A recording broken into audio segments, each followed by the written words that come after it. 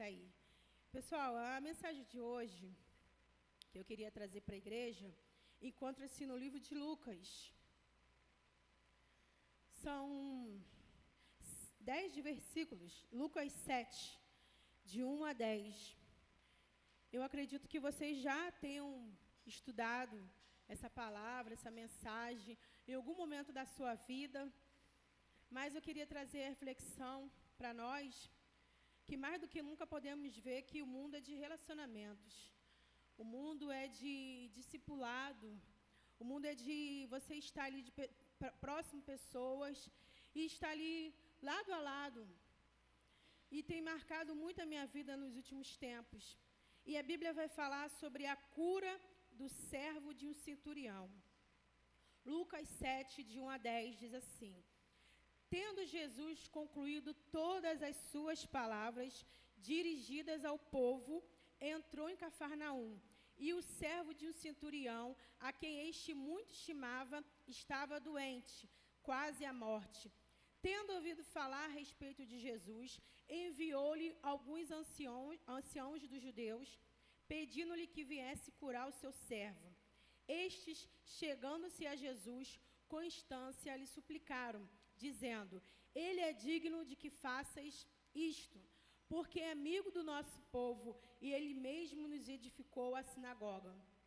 Então Jesus foi com eles, e já perto da casa, o centurião enviou-lhes amigos para lhe dizer: Senhor, não te incomodes, porque não sou digno que entres em minha casa. Por isso, eu mesmo não me julguei digno de ir ter contigo.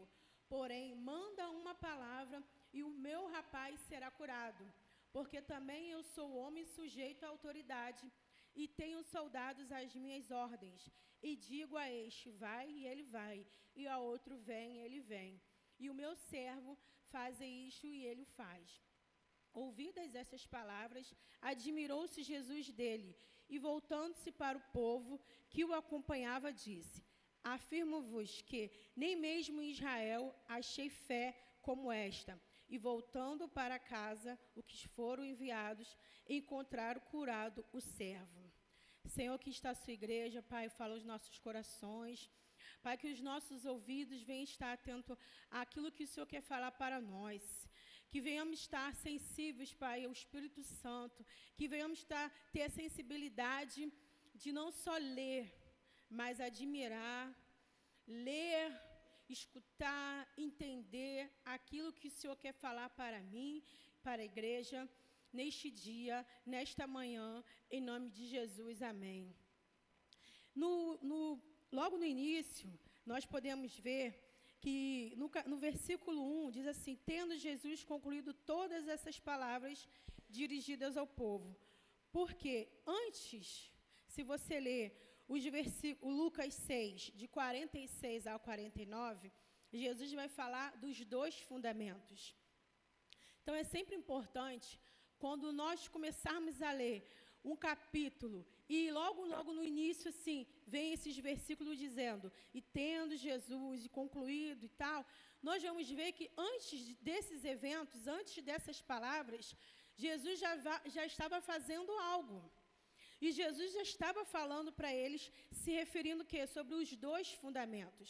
O que significaria esses dois fundamentos? A pessoa que estava edificando a sua vida sobre a rocha ou sobre a areia. Onde você está edificando a sua vida?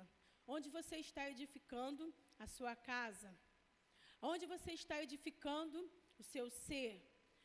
Antes de Jesus começar a fazer algo naquele momento ali, ele primeiro concluiu todas as palavras dirigidas ao povo em Cafarnaum. E eu queria perguntar para você, quem é você nesse contexto? Está edificando sua casa em Cristo ou não? Porque a palavra de Deus, ela nos confronta. Jesus, ele vem falando conosco em todo tempo, em todo momento. Que às vezes a gente quer que as coisas aconteçam para hoje, para agora. A gente tem a urgência.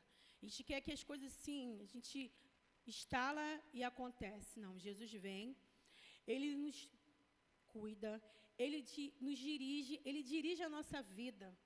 Ele vem ao nosso encontro e fala.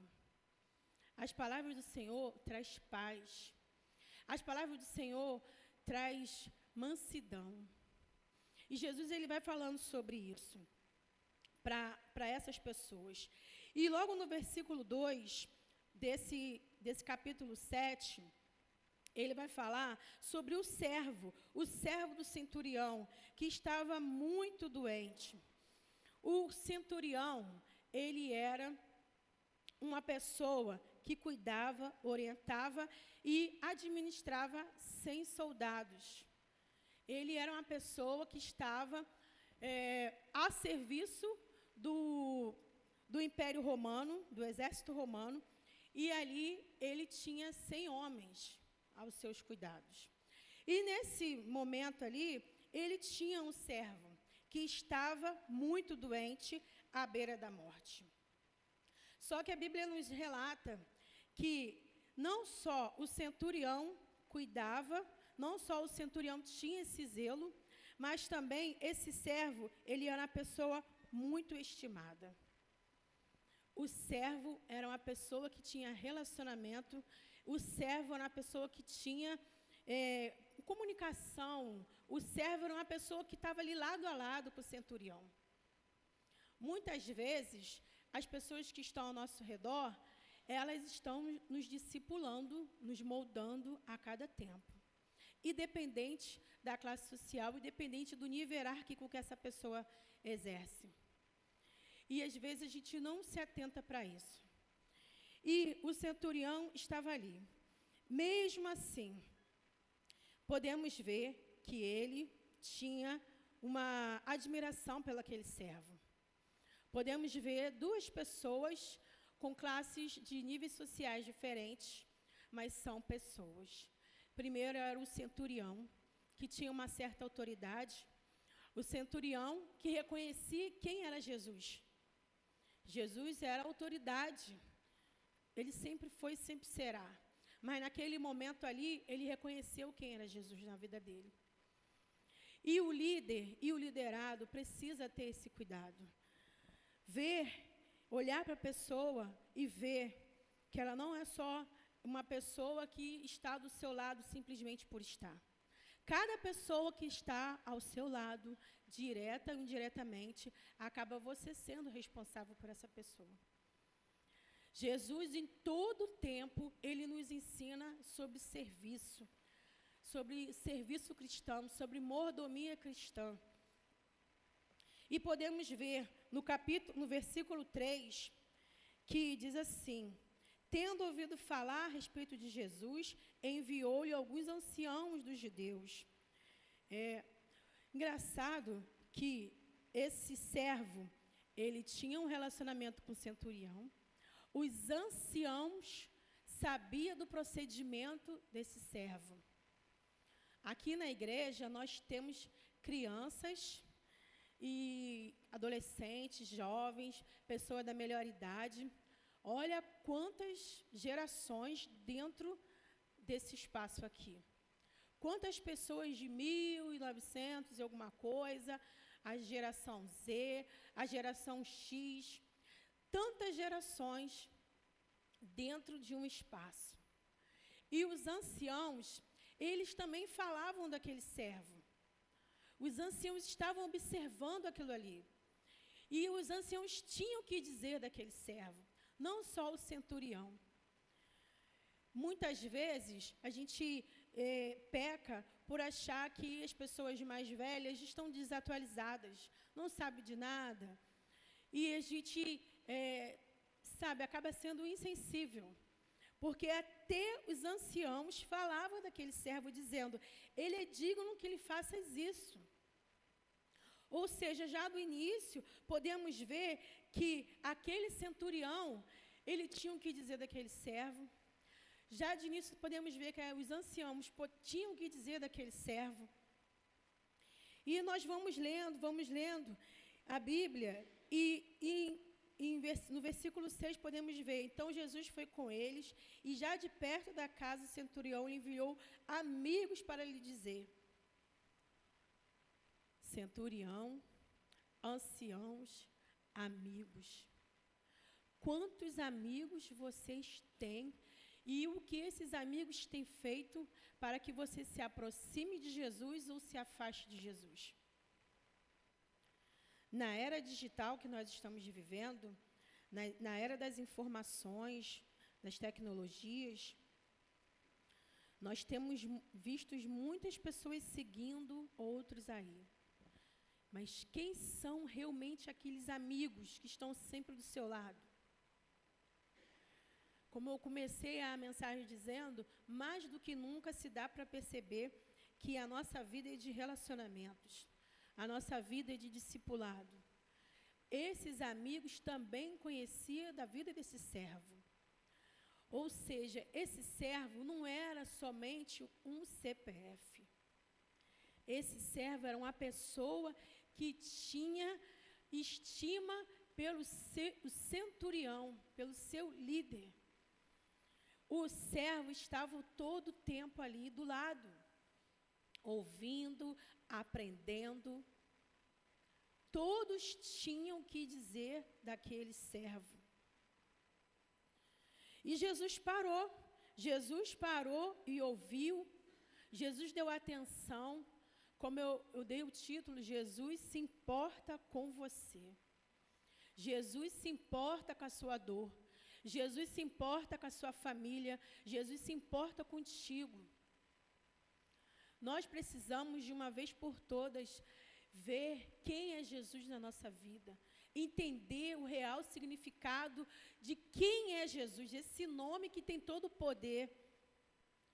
E quando nós estamos doentes, quando nós estamos fragilizados, tristes, os maus pensamentos, eles vêm como uma flecha. E a gente começa a pensar, mas agora que eu estou doente, ninguém me vê. Agora que eu estou doente, ninguém me chama para cantar. Agora que eu estou doente, ninguém me chama para pregar. Agora que eu não tenho esse tipo de serventia, às vezes a gente se acha assim. Mas Jesus olha para você com todo amor e carinho. Jesus olha para você nos mínimos detalhes. E a Bíblia nos ensina várias coisas. E uma das coisas que eu queria deixar de uma vez por todas, para que nós pudéssemos entender, Jesus está vivo. Jesus está vivo. Ele vinha de uma maratona de eventos, de acontecimentos, de palavras, de mensagens, dizendo sobre o reino dos céus. Ontem vocês tiveram aqui a cultura dos jogos. Foi um momento para vocês jogarem, conversarem. Mas vocês acham que foi só para vocês ficarem aqui de bobeira? Tal? Não. Tem tudo um propósito. A cultura do reino de Deus precisa estar na nossa mente e no nosso coração. Por que nós fazemos isso? Porque a igreja, porque os líderes, porque os diáconos, porque a liderança estuda, se preocupa, se dedica, busca livros. Olha cada palavra que vai ser dita aqui para vocês, porque eles querem mostrar para cada um de nós que Jesus está vivo. Jesus não está pregado numa cruz. Não foi só meramente Jesus histórico. Jesus é real.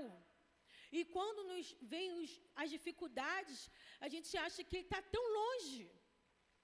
Isso aconteceu lá no passado, lá na Bíblia. Não, aconteceu, os problemas surgiram naquele momento ali, os problemas vão surgir para nós também. Jesus está vivo. E que sejamos pessoas que levem Jesus até outros. Aquele centurião, ele buscou Jesus para aquele servo.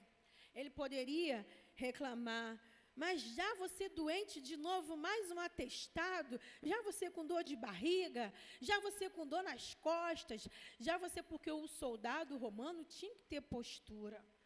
Não era qualquer pessoa que poderia servir no exército romano. Tinha toda uma estrutura, tinha seleção, e não é diferente nos dias de hoje. quando você vai trabalhar, quando você vai fazer algo, tem um crivo. Se passa ali, se analisa.